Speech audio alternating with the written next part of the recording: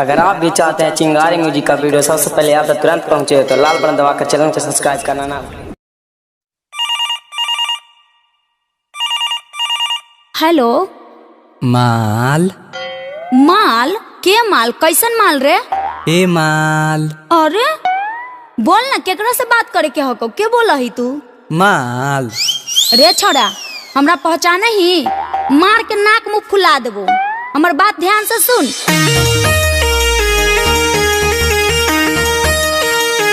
माल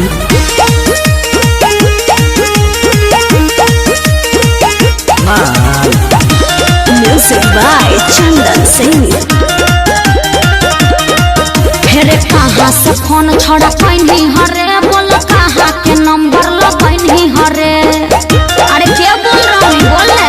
फेरे कहाँ से फोन छोड़ा पैनी हरे बोल कहाँ के नंबर लगैनी हरे? सच सच बता दे रे छोड़ा पूछो ही सवाल। सच सच बता दे रे छोड़ा पूछो ही सवाल। जी देवा माल पगला है की रे? दिमाग खराब हो कौ?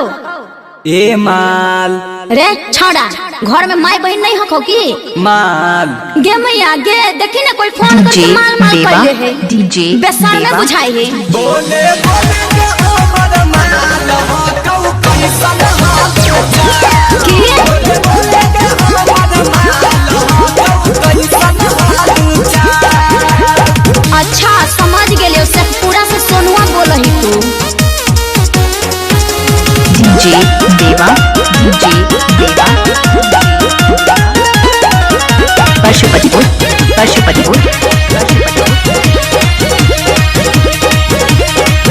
चेक कर नंबर छोड़ा गलत हो कला गल रे लागो हो कोई धोखा दिलक हो गई हो पागल रे। अरे पागल नहीं है ये तो लवर ही है।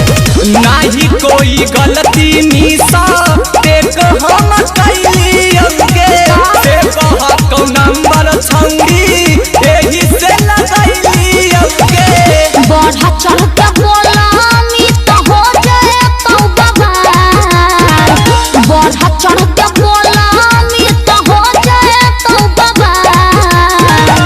माल अपना बहिनिया के जाके बोली ना माल माल। ए माल ए छोरा मारबो लोल पर चढ़ जावे पोल पर हैं माल।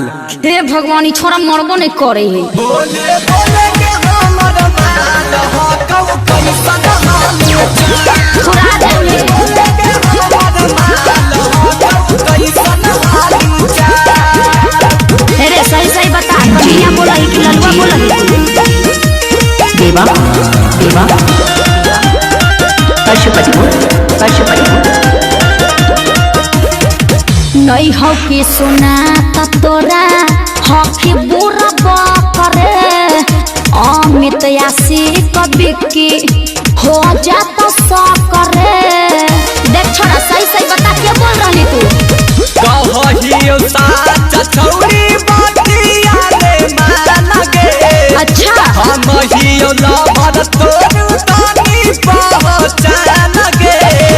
बतिया बनाबो हो कि बड़ी रे कमाल।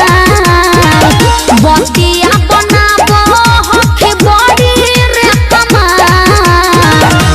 माल देख बेटा तोर काल मंडरा रहलो है हैं? ए माल देख बेटा मारबो ऐठ के तो रोम ही बैठ के। माल रे छोड़ा दम हो तो सामने में मिल चप्पल से चपलिया देबो। बोले डीजे देवा